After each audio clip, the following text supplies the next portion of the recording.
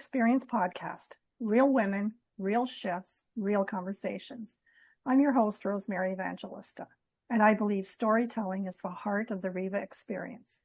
Reflect, explore, visualize, align. When we share our stories, we reflect on where we've been, explore the meaning behind it, visualize what's possible, and align with who we're becoming. Each episode is a spark, a chance to heal, grow, and remember your purpose. So take a deep breath, which I need, settle in, and join us for another powerful conversation that just might shift something in you. So today, I'm thrilled to welcome Tamara Doerksen to the REVA Experience podcast. She's someone who truly walks her talk, guiding others to reconnect with what lights them up inside. Tamara is an executive leader, entrepreneur, career coach, podcast host, and author. And she's also a Meaning and Purpose Practitioner with a rich, dynamic, multi-path career. She helps others realign with their purpose, navigate bold life and career pivots, and embrace the beauty of multi-passionate living and careers. Through her coaching and holistic wellness practices, Tamara supports clients in stepping into their truth with clarity and courage.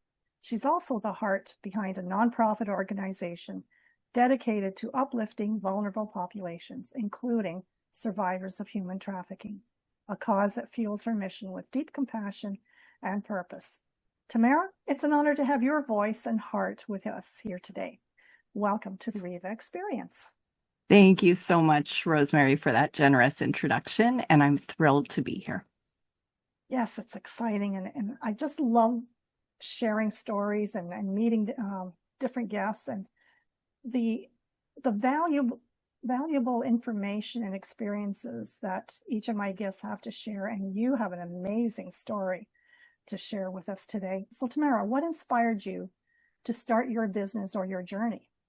So Rosemary, I'd say it was a series of circumstances and connecting the dots, as it sometimes is.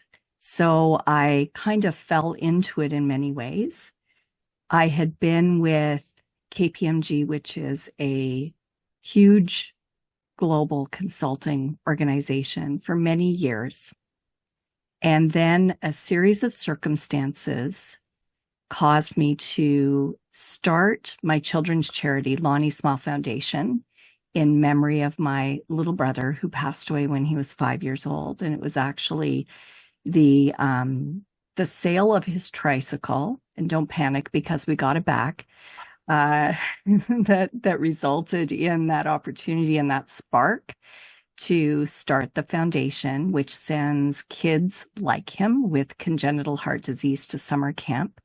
And to date, since 2010, when we started, we've sent 137 kids with CHD to summer camp, and it really changes their lives and pushes their boundaries and helps them to realize that they can do much more than they've ever given themselves credit for and that others around them have. Lonnie Smile brought me together with Murray Foster, who is a Canadian musician and a filmmaker. So I asked him to host our big fundraising event. He saw what I was able to do on stage, the way that I was able to raise funds for the charity. He was making a feature film at the time. He was just about to set off on doing that. And so he asked me to come on board to raise the funds so that he could produce his feature film. Oh, that's and exciting. I'd say that, and I'd always wanted to be in the film industry, but I never saw a way in. So I just jumped in with both feet and figured out I would learn on the way and figure it out as I went. And so I'd say really the film project really lit a spark in me that hadn't been lit before. And I realized that there was more than one way to fulfill my purpose. There was more than one path. And that each path that I was taking, whether it was my corporate career or Lonnie Smile or the film project, that they all sparked and lit off each other and made each better. So it's gone on from there. the film project introduced me to the line producer of the film, Darren Portelli, who we've since launched a prebiotic soda company together. Oh, Different connections have taken me different places. But what I learned throughout was that purpose for me is multi-pathed, and that I really need multiple paths in my life to give me a full sense of purpose and fulfillment. wow, that must keep you busy because most people can only handle one, maybe two paths, career paths or passionate paths. Well, I'd say just on that, Rosemary, the interesting thing is I get that question a lot. So how do you do all of those things? Because people naturally look at it and say, but you already have a full-time role, because I have a leadership role. And then if you're doing other things, isn't that like a second job and a third job? And where do you have time for everything else? But I would say it's the opposite of that. Each one, again, sparks. You used the word spark in your intro. Each one sparks the other and makes them all better, such that you, when you're fulfilling your purpose and you feel that you are truly where you are meant to be, it's not work. Yes, it's busy sometimes. Yes, it's difficult to juggle on some days, but at the end of the day, you go to sleep feeling like you are fulfilling your purpose. Exactly. Because like you said, one spark lights the other spark, but they're all intermingled because you're doing what you love. Absolutely. That makes a huge difference. So you do massive. Doing what you love, you're being passionate about it, that it makes I'm going to call it the work. Yes. So easier, doesn't it? And so it does. Because when you see the results of your passion, the work that you're doing, how it benefits others, like, it's not work. That's right. It's so fulfilling, like you said. Wow, it is. And you live that too, Rosemary. So you understand what that feels like. Multi-purpose things, yes. And I've been told different coaching sessions with various people that focus on one thing and do that and just focus on one thing. It's hard to focus on one thing because there's so many other connections. Yes. That branch off of that one thing. So it's never really one thing that you do. That's true. Whether it's your career, whether it's different hobbies that you have or other things that light you up. And it's interesting that when you sort of decompose them and think about those different passions or interests you have in your life, they may seem like they're very disconnected at first. But when you really start digging in, you see that there are a lot of interconnections, and the connections that they bring you in terms of people as well is it just expands your network, because that energy of a multi-path life, or even if it's one purposeful path, it attracts energy. It does. And even if you're tired, like I was telling you before, like the day was going great and all of a sudden I just feel so tired. But now that I'm here with you, the energy is coming up because it's passion, the passion that we both share about what we do. And for me, the podcast, I think it's, I know I've stated this before, is stepping out of my comfort zone. Yes. But it's also things I love to do. I love connecting with people and learning their stories and their experiences and sharing that. So my brain is automatically geared to, okay, I'm speaking to Tamara and she does this, and this. Right away, I'm thinking about 2 or 3 other people that I can connect to tomorrow. Yes. So it's the fun of that connection and that energy. So it absolutely is. Connection is everything. It's so inspiring. And as much as people like to complain about technology and the internet and this and that, it's amazing how small the world is now, because we can connect with so many people from around the world. Now, I know you're close to me. Believe you're in Scarborough. I am. Near Toronto. I'm across the lake from Toronto. So that's right. we're relatively close, but yeah, we're connecting with so many other people. Well, and when you think about the project that we're working on together, the very important series that we're partnering together on confronting human trafficking. And the individuals that will be speaking in that series, they are literally from all over the world. And just when you think about a topic like that, an important subject, crisis, really, and being able to make those connections and do things virtually and be able to broaden the impact is so powerful. Did you want to elaborate a little bit on that and let everybody know? Like, I know I'm with the Women's Institute, and we're working with you to bring that not only nationally but globally. But it's such an amazing project that you put together. Did you want to go ahead and elaborate? Absolutely, I would love to. So what we're partnering together on, and what will be hosted by the Women's Institute, and we're very grateful for that, is a 3-part virtual series on confronting human trafficking that will take place from 7 to 8 p.m. Eastern on Monday, October 27th, Tuesday, October 28th, and Thursday, October 30th. And each session focuses on a different area of human trafficking. The first one is really around awareness of how trafficking happens in plain sight, locally and globally. The second part is on restoration and reintegration. So looking at that survivor journey from the time that they exit human trafficking to getting them in a position where they can reintegrate into the community and not fall back because they have the supports around them and the employment to be able to move forward.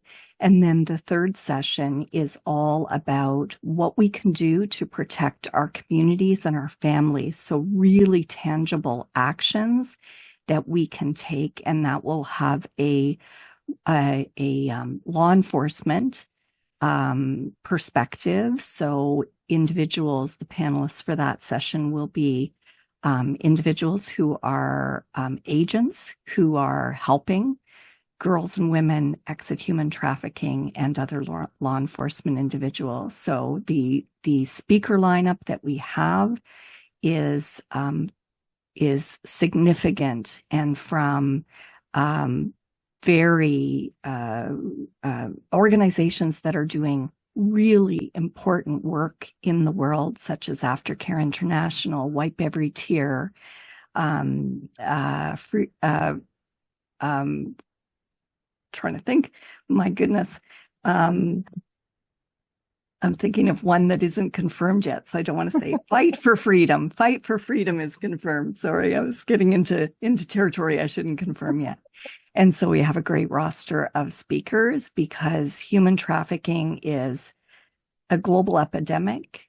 It is rising significantly along, just like arms trafficking and drug trafficking as well.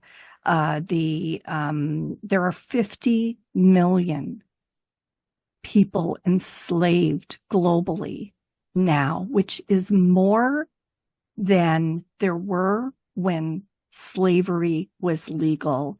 And you think about countries like South Korea or Colombia, that is the population of those countries. Oh my goodness. 54% of those trapped in slavery are women and girls. And it's a highly profitable business, generating $150 billion. $150 billion in profits each year. So it is just, so the whole idea of this series is to bring awareness to this global issue.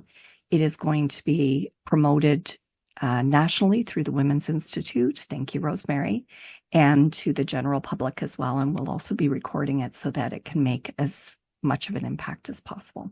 Yeah, it's so important. I know a couple of years ago that was our focus, creating awareness, and we connected with somebody that was local who was trafficked, and you don't understand the different levels that these predators can influence, and she was trafficked while she was still living at home. Mm-hmm. That's the Yes. scary part, isn't it? It's not just, they get snatched up and they're No, country. No. not at all. Not at all. So, Yeah, wow, it's really important.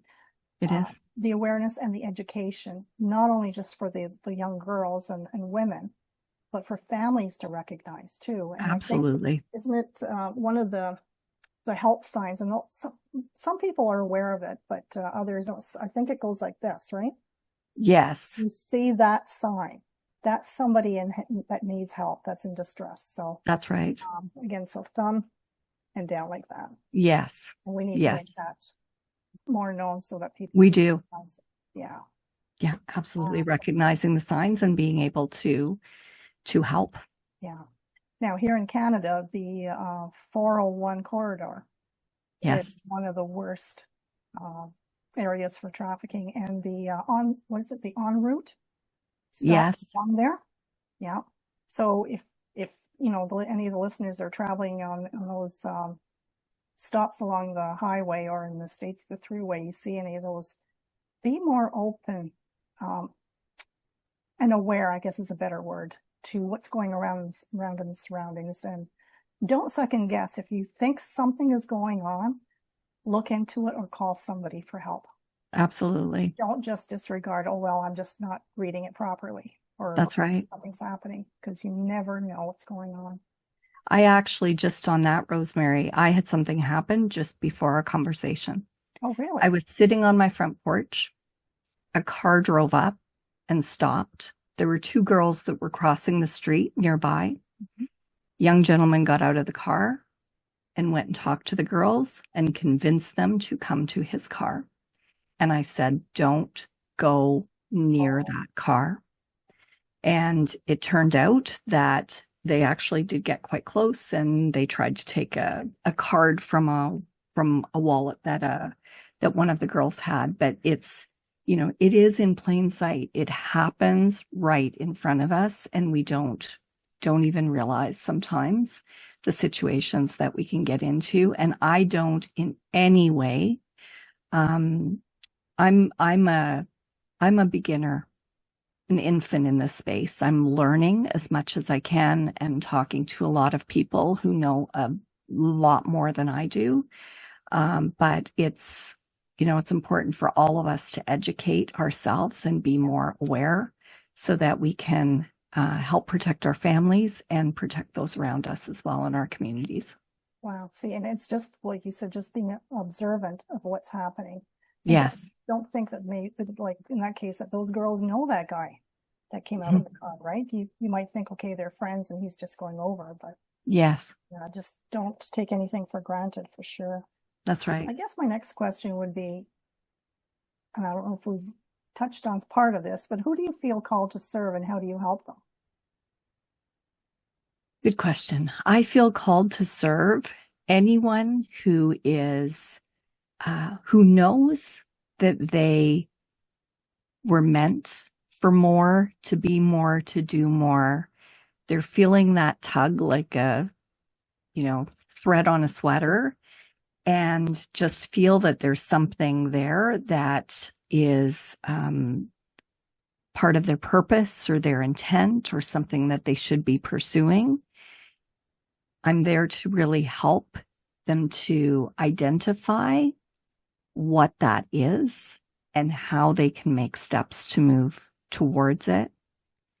But I'd say on top of that, I am very drawn and pulled increasingly every day to be able to help individuals who are most vulnerable. So whether that is survivors of human trafficking or individuals who are homeless, but really being able to, I'd say, especially if I just sort of focus on survivors of human trafficking, when they exit human trafficking, they are, of course, focused on education, getting job ready, being able to get a job. But often what I have heard is that that is the focus. It's the focus on raising money, being able to stand on their own 2 feet. Wonderful, very, very important. We can't do anything else in life until our basic needs are met. Exactly. But at the same time, it's important for them to have a chance to heal, to go inward and think too about what they are wanting to do for themselves as well, to be able to restore, to be able to find purpose in their life and to move forward in a meaningful way. So that's what I'd say in terms of who I'm called to serve, and how I'm called to serve them is just by helping to, all of us have, and we know when we're coaches that we're not giving the answers. We're never giving the answers. That's not our role. The role is really just to be able to ask the right questions, to be able to draw out of the other individual what is already there for them to understand about themselves, and to help them move forward with steady, small, incremental actions. And for those individuals, the survivors of human trafficking, not only is it important to find, a job, but it's their self-esteem, because in that environment, their self-worth is just devastated. So there's a whole rebuilding inside. Very much. Mentally, and physically, but the mental process, emotional process is extremely important in order for them to stay in a job or feel, good about themselves. Because the minute they start having those second questions and doubts about their worth, fall trap into maybe not back into human trafficking, but drugs or something else, because they didn't repair or fix inside first. The restoration and reintegration is so important. And it applies to us all. We can all, it doesn't matter what age or stage of life you're in. We all have those, times when we question ourselves, when we second guess, when we wonder, are we going to do it? Are we ever going to do it? It doesn't matter. And, I have those moments. I love my multipath career, but there are moments when I have those doubts and need that confidence as well restored within me. It's important for our listeners to know that if they feel like that, that their self-worth seems to drop, or somebody's made a comment and, oh, I shouldn't do this. You're not the only one. You're not alone. That's right. So we all get that. But the difference is recognizing it and working through it. Yes. If you can't do it on your own, then you need to reach out to somebody like you or like me, somebody that you can have a conversation with and realize you're on the right track. You're worth everything that you want to do.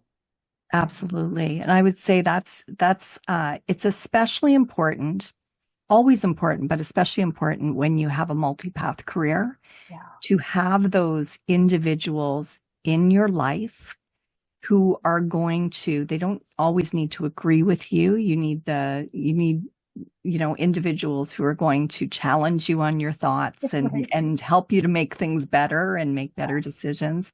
But it's really important to have in your camp those individuals, whether they're coaches, mentors, friends, or just other individuals who understand your journey and are going to support and encourage you, especially when you have those slumps. Because I'd say when you're trying to follow a multipath career, there will be many, and I'd say especially as you age, there will be many people who will plant messages in your head. I have had individuals say to me, because how old am I now? 62, 63, I don't know, age isn't important to me, but especially as you get close to that sort of what is perceived as retirement age, a lot of people don't understand why you're speeding up instead of slowing down. And I've had individuals say to me, just forget about those plans. When I talk about going to the Philippines and doing retreats for survivors and frontline staff, They're like, just forget about it. Your body's going to break down. You're not going to have the energy. You're not going to be able to do that. And so it really takes a strength within, a conviction, that Absolutely. spark, knowing that you are truly doing what you were meant to do and having the right people around you to be able to encourage you when sometimes you're not able to encourage yourself. Exactly. And it's interesting that when they say to you, because of your age, like, you're a lot younger than I am. I'm 74. And like you said, it's Fantastic. only a number. Like, It is. but if it's your passion, you know, go ahead. But the mindset of the people saying to you, oh, just let it go, your body's going to break down. It's a mindset. If you think that your body's going to break down, your body's going to break down. That's right. If you think you can't do it, then you can't do it. Wasn't it Henry Ford that said, or was it said that if you think you can, you. Oh, I know what you're talking about. If you think you can't, then you can't. But if you think you can, or something to that effect. Yes. Yeah, because that is definitely the strong point is your mindset. That's right. There, everything can grow and develop and just be amazing. Absolutely. And, you know, we only have, as much as we may not like it sometimes, we only have a limited number of years on this earth. And we don't know what that number is. And my goodness, let's just squeeze every bit of purpose out of it and make the very best of it and really have no regrets. Absolutely. What's a personal story or turning point that shaped who you are today? I know you have a very interesting story there. Oh, definitely. There's a good one there, which I will never forget. So I mentioned that I had been at KPMG for many years. It was my life. It was my life for many years. And I had been talking about leaving and doing something else, but I just didn't get around to it. It was the golden handcuffs, I guess, were a little too tight. And it was the time that Murray and I were working on the movie together. And we were going to meet the production team over lunch that day. What was the name of the movie? The Cocksure Lads movie. I actually have it right here. I've got a copy. Here, let me grab it. This is it. I have a copy. Here's a signed DVD there, right there. Yeah. Cocksure Lads movie. So much fun. So we were going to meet the team over lunch. And right before lunch, literally right before I was leaving, I got called to my senior director's office. And he said that due to restructuring, my job was going to be eliminated. And my goodness, I didn't see that coming. So I went back to my office. I sat down in my chair and I thought, what do I do? Do I go to lunch? Don't I go to lunch? I don't know what to do because I was just really shocked by the news. And I thought, you know what? Best thing for me to do probably is to go to lunch because that is my path. This obviously is no longer my path. And so maybe that's my path. And so I drove to where we were meeting for lunch. I parked the car. I was crossing the street to meet Murray, head down, just looking down. And I raised my head up and I saw that he was leaning against, I think he was the side of a building or a post. And I went up to him and I said, Murray, I just lost my job. And he said to me, that is amazing. You have been talking about leaving for a long time. And whether you jump or get pushed, you end up in the same place. I love that. And that was really, that was a big turning point for me because without these other paths in my life, without Lonnie Smile, without the movie at the time, I would have been devastated because that would have been just getting everything yanked from under me. But because I had these multiple paths already, it's not like I didn't need to rebound from it. I certainly did. But I was already on the track with other paths that fulfilled me, and only part of me had an identity tied to that role and to that organization. And that was really the big turning point in my multipath career. And I've had multiple paths since then and continue to have multiple paths because I believe that things can spark you for a while. And if they're not sparking you anymore, then just let them go and move on. But that was the turning point. And really when I started pursuing a multipath career with everything that I had. And I've never looked back. Excellent. And it's amazing because you said you had been thinking about leaving that because yes. it wasn't, you just didn't have the same feelings or the energy, vibrational energy. Yes. For that job, right? It was too comfortable. It was too comfortable. So the universe had other plans for you and said, that's right. That's it. You don't want to move. I'm going to make you move. That's right. It gave me that kick off that cliff and off I went. Oh, that's amazing. It's really good that you were able to have those paths already. Yes. And then new ones developed to fill in the void from having your KPMG. KPMG. Yes. Yeah. It's an accounting firm too as well. Yes, it is. Yeah. Yes, it is. Yeah. And gave me I had a great career there. I owe a lot to the organization in terms of the growth and development opportunities that I had, because many of those, and I think that's the other thing I'd say about a multipath career, is that you don't know. Sometimes we don't think about the multiple skills, the many skills that we build through different experiences that we have in our life. And, I think about with KPMG, a lot of business experience, budgeting, executive presentations, all of those skills and experiences help me in my other paths now, just like Lonnie Smile and fundraising for kids with congenital heart disease helped me to raise funds to make the feature film along with Murray. And so like all of these things, if we take a step back and look at the people that connected us to the next person, and how one path led to the other, and how our skills built and positioned us for what we're doing now and what we're capable of doing, it's really astounding. It is. And sometimes, well, even for myself over the years of decades, I should say, in my search for what I was passionate about, I did so many different things, just trying to find what would light my spark, right? Yes. And so looking back, not looking back now, but a few years ago, or I would just look back and say, okay, well, that was a failure, and that one was a failure, and this was a failure. But they weren't. They were never a failure. Stones and the experiences I needed to get to where I am now. It took 70 plus years, but hey, I finally got it. You know what? Some people never get there, Rosemary. That's so, true. That's it doesn't matter where we are in life. It's never too late to do and be who we were meant to be.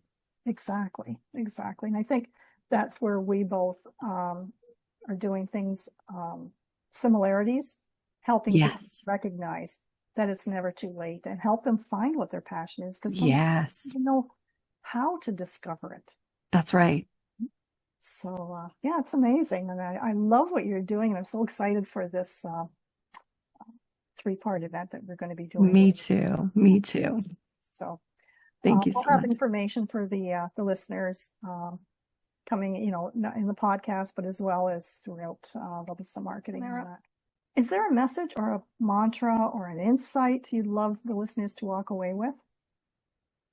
I think we kind of touched on that one. Too many probably, but I'd say a couple of things. So one is, if you're hearing that still small voice telling you that there's something else, like I use that analogy of a loose thread on a sweater. I love that. Just pull at it. Like, we're always so busy that we don't take time to listen to what the universe is telling us, and however you categorize that, whether you categorize it as spirit or universe or God, whatever it means for you, it doesn't matter.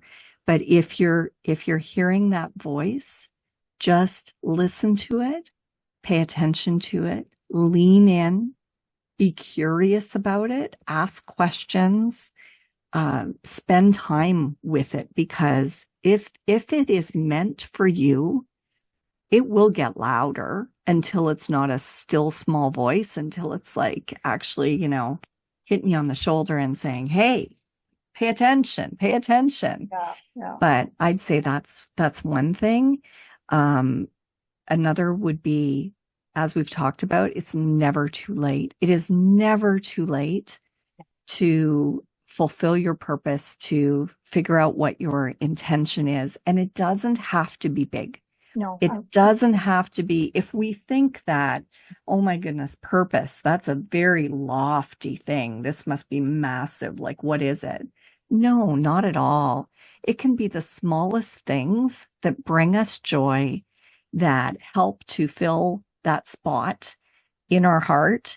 Whether that is, it could be volunteering, it could be writing poetry, it could be any number of things that can spark that joy. But just, I would say, listen to it, pay attention to it, and give it the space that it needs to be able to grow. And that's so true, because like you said, it doesn't have to be the big thing. And everything, Not at all. even if it is a big thing, if we take small steps, then it's not that big. Yes. To have the courage to step out of the comfort zone, learn a little bit more about yourself, what you love to do, because sometimes you're just sitting there thinking, well, what am I going to do? What can I do? How can I serve the world or serve my community? Never mind serving the world, right? Yes. Serve your neighbors. It could be just that's right. Something simple like gardening or growing vegetables for the neighbors. Something simple, but it's purposeful and it brings you joy. And that's the key, is bringing what's going to bring you joy, then bring that's right. somebody else. That's right. Yeah. And it doesn't have to be your full-time gig, it can be something that you do outside of it that just gives you another opportunity to meet new people, to build new skills, to be able to find fulfillment. I think that's really important. I was reading an article just before we jumped on this call, Rosemary, and a couple of things that I noted down from it is there were 4 things that I thought were really very accurate. Going back to, our time here is limited. We can decide to do what lights us up. Purpose is for all of us at every age and stage.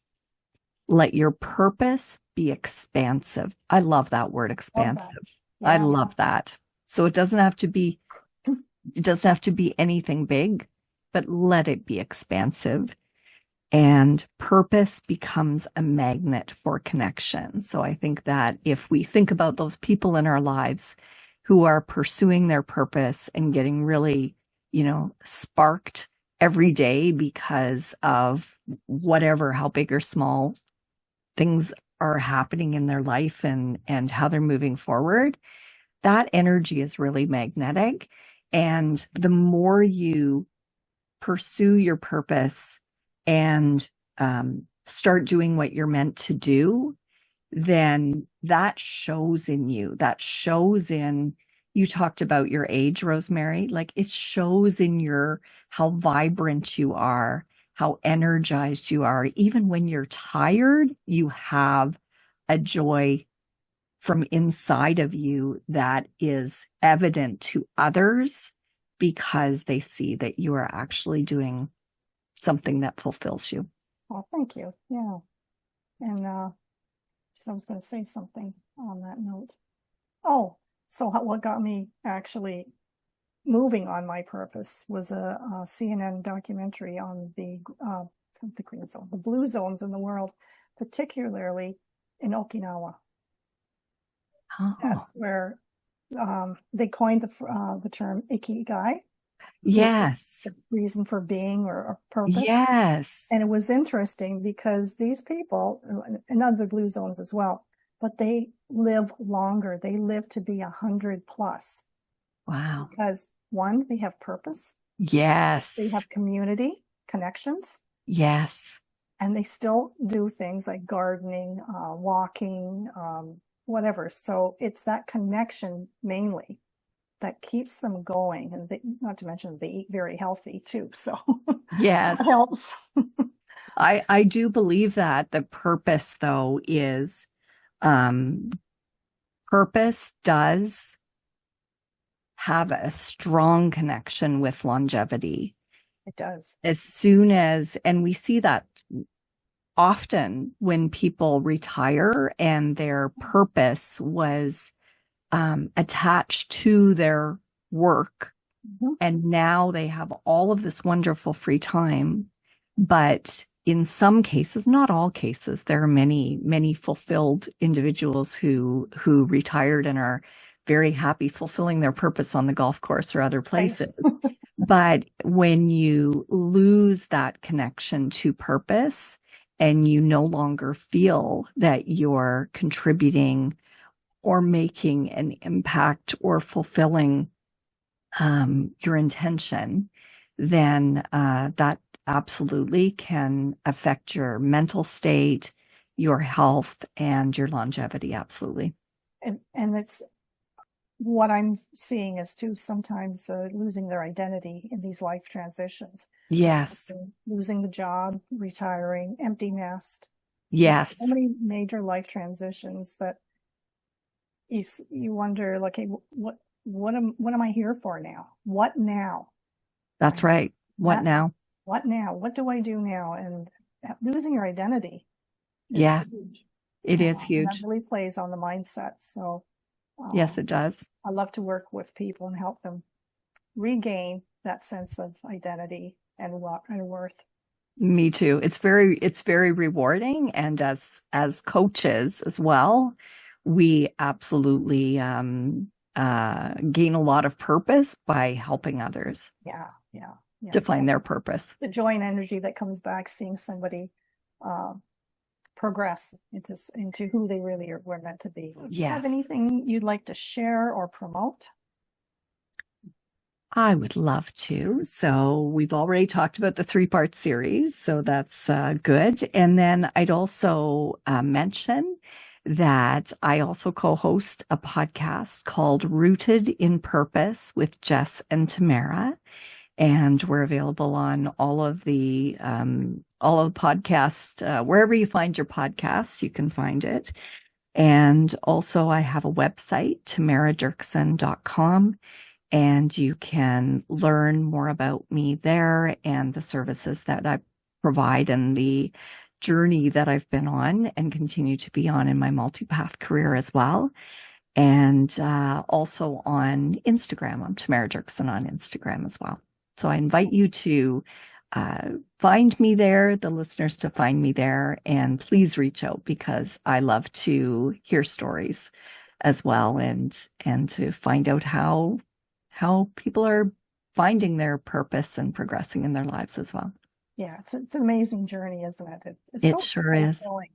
It is. Be able to connect with people, and especially like-minded people. There we go. Yes, absolutely. Yeah.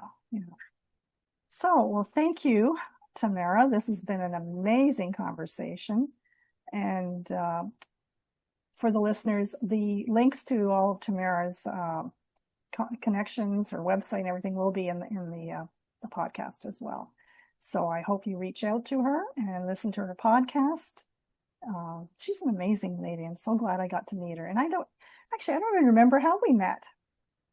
I'll tell you how we met. How did we meet? So we were both on, because I'm developing retreats for survivors and frontline staff for human trafficking. And so we both went on to take a course on retreats.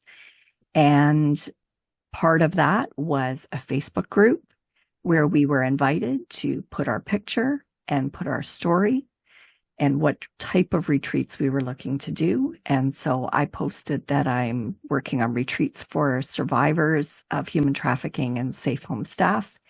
And Rosemary, you reached out to me as part of the Women's Institute and said, we're looking to enhance our awareness on human trafficking, and can we connect? And the rest is history. And I am so very grateful to have met you for so many reasons.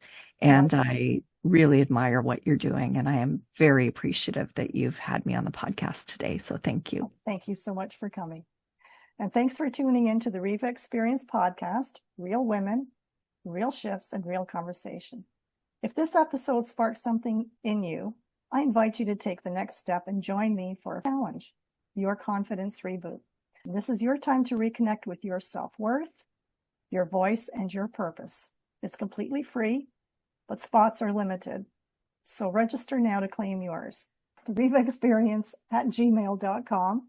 And until next time, keep reflecting, exploring, visualizing, and aligning with who you're meant to be.